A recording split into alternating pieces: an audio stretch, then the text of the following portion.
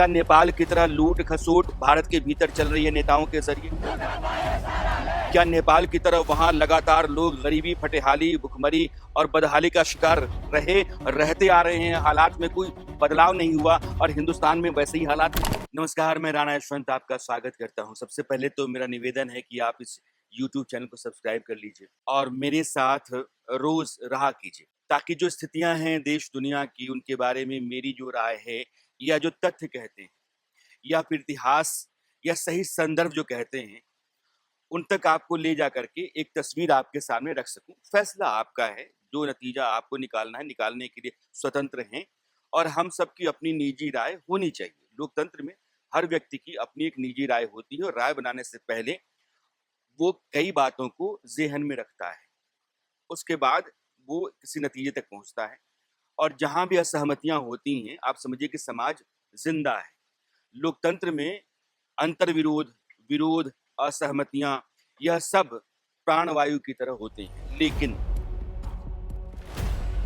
अभी नेपाल का जो मामला चल रहा है, नेपाल के मामले पर पूरे भारत में चर्चा है और लगातार लोग पिछले 2-3 दिनों से टेलीविजन चैनलों से चिपके हुए हैं कि नेपाल में क्या हो रहा है। हिंसा हो रही है, आगजनी हो रही है, वहां की सेना और वहां के नौजवान आमने सामने घंटों रहे, 50 से अधिक जानें चली गई हैं, बहुत सारे लोग घायल हैं। लेकिन इसके बीच हिंदुस्तान में एक जमात है जो लगातार यह जता रही है, बता रही है या फिर धमका रही है कि भारत के भीतर भी नेपाल जैसे हालात पैदा हो सकते हैं।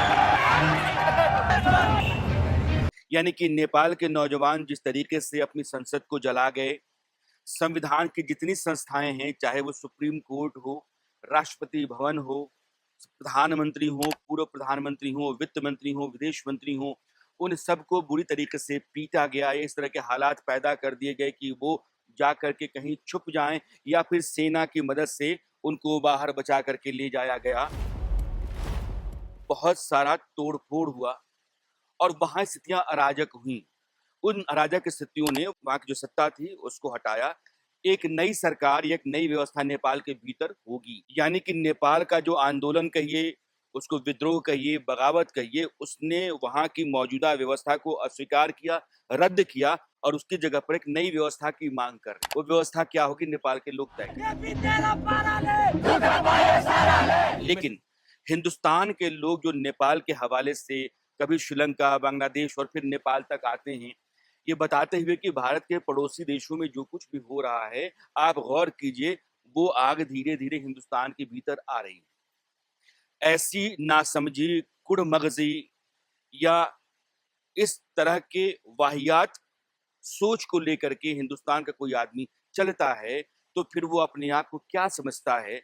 सबसे पहला सवाल यही उठता है। एक देश जो 140 करोड़ का है, दुनिया के सबसे ताकतवर देशों की जमात में आज की तारीख में गिना जाता है। चौथी सबसे मजबूत आर्मी है, चौथी सबसे ताकतवर अर्थव्यवस्था है। दुनिया की वो इकोनॉमी है जो ब्राइट स्पॉट के तौर पर देखी जाती है। 6.2% का ग्रोथ देश का है और जिस देश की तरफ दुनिया के तमाम देश देखते हैं, या ग्लोबल साउथ जिसको कहते हैं कि विकासशील और अर्ध विकसित देश, जिसको अपना लीडर मानते हैं, नायक मानते हैं, उस देश का नागरिक कहता है कि यहाँ के हालात अब नेपाल, बांग्लादेश और श्रीलंका जैसे होने वाले हैं। अजीब सी सोच है ये एक ऐसी सोच है जो अपाहिज है, लकवा मारी हुई सोच है। आप हिंदुस्तान के नागरिक हैं, हिंदुस्तान जैसे देश की हैसियत का अंदाजा आपको नहीं है, तो ये आपके ऊपर सवाल ही नहीं है, आपके ऊपर लानत है। हिंदुस्तान, नेपाल, बांग्लादेश, श्रीलंका। सवाल ये है कि क्या हम वाकई अपने संविधान को, संविधान की संस्थाओं को, संवैधानिक पदों पर बैठे हुए लोगों को खारिज कर चुके हैं, अस्वीकार कर चुके हैं? क्या नेपाल की तरह लूट खसोट भारत के भीतर चल रही है नेताओं के जरिए? क्या नेपाल की तरह वहां लगातार लोग गरीबी, फटेहाली, भुखमरी और बदहाली का शिकार रहते आ रहे हैं? हालात में कोई बदलाव नहीं हुआ और हिंदुस्तान में वैसे ही हालात हैं? क्या श्रीलंका पूरी की पूरी जो इकोनॉमी वहां की थी, एक परिवार के जिम्मे में थी, या कहिए कि उस पर उसका आधिपत्य था? उस परिवार ने एक रोज कहा कि यह देश दिवालिया हो गया है, अब हम यहाँ कुछ नहीं कर सकते हैं, लोग सड़कों पर आ गए। राष्ट्रपति भवन के भीतर घुस गए, वो परिवार भाग गया। क्या इस तरीके से परिवारवाद या फिर एक शाही जिंदगी जीते हुए लोग सत्ता में बैठे हुए हैं? सोचना तो पड़ेगा हम लोग। बांग्लादेश में जिस तरीके से डीप स्टेट सक्रिय रहा, वहां के फंडामेंटल एलिमेंट्स को एक्टिवेट करके एक सरकार जो पिछले 15 साल से चल रही थी, जिसने बांग्लादेश को तरक्की के रास्ते पर आगे बढ़ाया, जो बांग्लादेश दक्षिण एशिया के तमाम देशों में सबसे तेज अर्थव्यवस्था वाला देश माना जाता रहा। उसमें सवाल बहुत सारे हो सकते हैं, सरकार से ऐतराज हो सकता है, बहुत सारे संदेह भी हो सकते हैं कुछ लोगों के। इसका मतलब ये नहीं कि व्यवस्था पूरी की पूरी तरह से खारिज है, अगर उसने बांग्लादेश को यहाँ ला करके खड़ा किया है तो। और वो जो फंडामेंटल एलिमेंट्स थे जिनको जगा करके भड़का करके वहां के प्रधानमंत्री का तख्ता पलट करने के बाद उनको अपना देश छोड़ने और दूसरे देश हिंदुस्तान के भीतर पनाह लेने के लिए मजबूर किया गया, आज वो कहाँ है? क्या बांग्लादेश के लोगों ने जो कुछ भी किया वो सही किया? तालिबान का आईएसआई वहां सक्रिय है, वहां पाकिस्तान की आईएसआई सक्रिय है, वहां जितने टेररिस्ट ऑर्गेनाइजेशंस हैं उन सबों ने अपने कैंप्स बना लिए हैं। क्या चाहते हैं कि बांग्लादेश जिस तरीके से आज है वैसा ही रहे? जो व्यवस्था पहले बदल दी गई वो व्यवस्था खराब थी। वो बांग्लादेश जो अपने आप कई तरह के सवालों, संदेहों और खतरों के बीच में डाल चुका है, हिंदुस्तान वहां खड़ा है, अब ऐसा चाहते हैं हिंदुस्तान हो जाए। बांग्लादेश से जब कभी भी आप कंपेयर करते हैं तो हिंदुस्तान को समझिए कौन सा देश। ये वो देश है, आज हमने एक लड़ाई लड़ी पाकिस्तान से। पाकिस्तान को आप अगर अपने सोर्सेस पर, अपनी आर्मी पर, सरकार पर यकीन नहीं करते हैं, तब भी जो अमेरिकी साइंटिस्ट हैं, न्यूक्लियर साइंटिस्ट जिनका एसोसिएशन है, जिसका रिसर्च अभी हाल ही में आया है, उस पर तो यकीन करेंगे।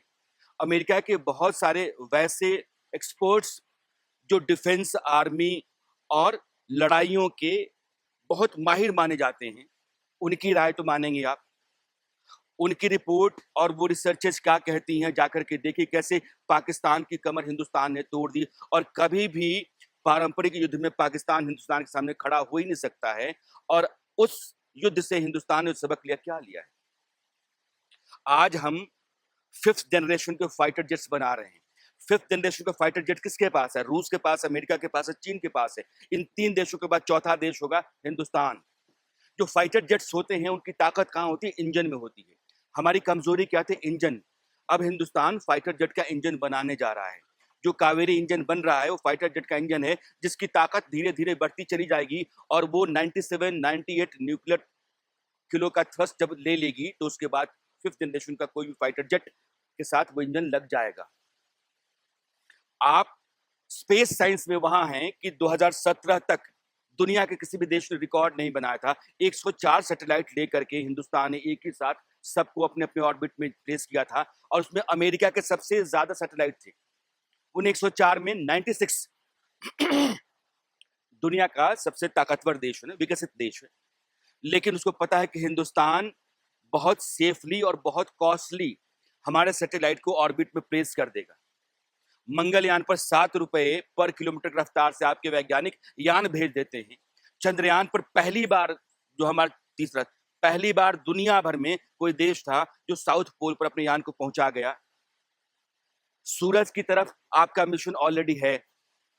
यहां से 15 लाख किलोमीटर दूर आपका एक स्टेशन है जो सूरज की स्टडी करता है।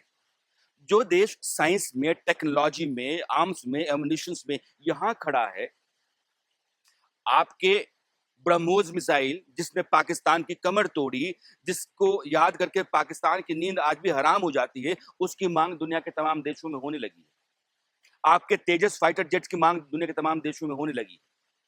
आप अब एक्सपोर्टर बन गए हैं डिफेंस आर्म्स एमुनिशंस के, और आप कहते हैं कि आप नेपाल, श्रीलंका, बांग्लादेश हैं। दुनिया का दूसरा सबसे बड़ा गेहूं उत्पादक देश हिंदुस्तान है। दुनिया का सबसे बड़ा दूध उत्पादक देश हिंदुस्तान है। चावल और इस तरह के दूसरे बाकी फसलों, अनाज के मामले में आप सर्वश्रेष्ठ 3-4 देशों में आते हैं उत्पादन के लिहाज से। आप भुखमरी का शिकार हैं। आप बांग्लादेश हैं, श्रीलंका हैं, नेपाल हैं। जो व्यवस्था नेपाल के भीतर है, अराजक स्थितियां हैं। आपने नेपाल कभी देखा है क्या? नेपाल के दूर दराज के इलाकों में हालात देखे हैं क्या? सवाल यह है कि एक खुली हुई सोसाइटी है, मैं सरकार से 100 सवाल करूंगा, सरकार से मेरे ऐतराज होंगे। इंदिरा जी की सरकार के खिलाफ देश उठा था। इंदिरा जी से लोगों को नाराजगी थी, सिस्टम से नहीं थी, ना संविधान से, ना प्रधानमंत्री के पद से, ना राष्ट्रपति के पद से, ना संसद से और ना संसदीय व्यवस्था से। इंदिरा जी को इस देश ने हटाया, चुन करके हटाया। और जब लगा कि वो 2.5 साल की सरकार नहीं उम्मीदों पर खरा उतर रही है, तो इसी देश में इंदिरा जी को वापस बिठाया। व्यवस्था के भीतर तो हमारा विश्वास होना चाहिए। हम व्यवस्था को खारिज कर रहे हैं, हम रद्द कर रहे हैं। नेपाल जैसी स्थितियों को भारत के साथ जोड़ करके या श्रीलंका और बांग्लादेश को भारत के बराबर में लाकर के खड़ा करके हम क्या कह रहे हैं, हमको यही समझ में नहीं आ रहा है। हमने अपने दिमाग को पैरालिसिस का शिकार बना लिया है। हमारे भीतर का स्वाभिमान कहीं तो होगा हिंदुस्तानी होने का। एक ताकतवर देश है, एक देश जो तरक्की के रास्ते पर बढ़ रहा है, जिसकी तरफ दुनिया के तमाम देश देखते हैं। जो दुनिया के सबसे विकसित देश हैं, वो अपनी जमात में और बड़े मसलों को सुलझाने के लिए भारत की नुमाइंदगी जरूरी मानते हैं। और हम कहते हैं कि हम श्रीलंका, बांग्लादेश, नेपाल हो गए हैं, होने वाले हैं। आग तो इधर भी आ रही है। ये आवाज यहाँ पानी की आपको आ रही होगी ना, ये प्रकृति है। और पानी जब भी गिरता है तो आवाज उसकी आती है।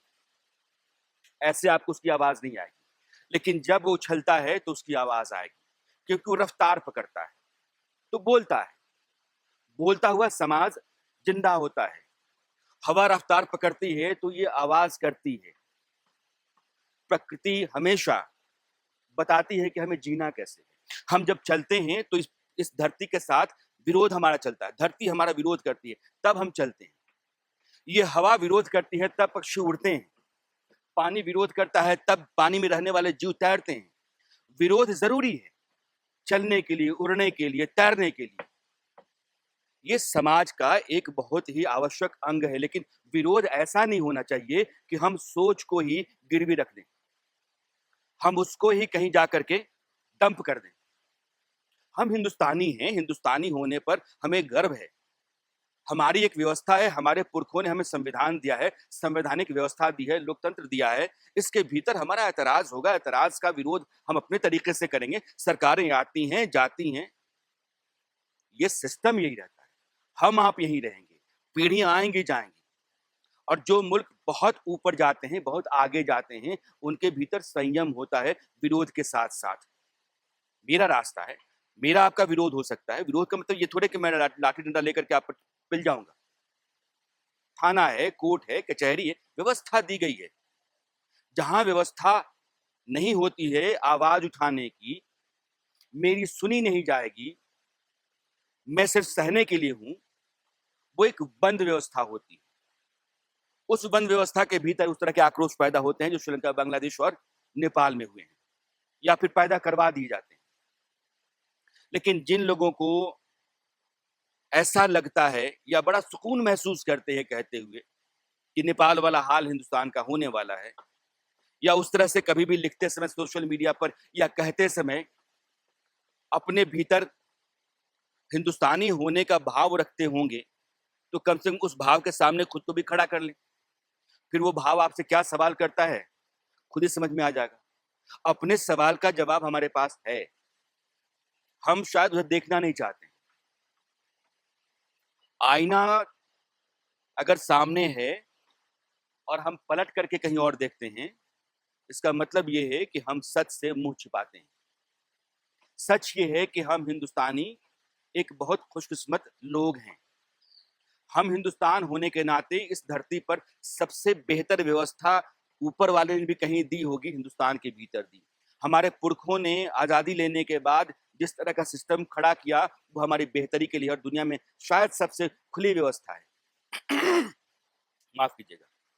यहाँ आप चौराहे पर, मेले में, ठेले में, सड़क पर, शहर में, मोहल्ले में, गांव में, गलियों में, खेत में, खलिहान में, कहीं भी किसी के खिलाफ कुछ भी कहने के लिए आजाद है, कुछ भी। लेकिन एक लक्ष्मण रेखा तो होती है। संविधान ने हमको जो बुनियादी अधिकार दिए हैं, उन अधिकारों के साथ साथ हमारे अपने दायित्व भी चलते हैं। तो जब हम अपने देश के बारे में, सिस्टम के बारे में कोई सवाल खड़ा करते हैं, तो वो जो बोलने की आजादी है, कहीं एक लक्ष्मण रेखा का एहसास तो करती होगी।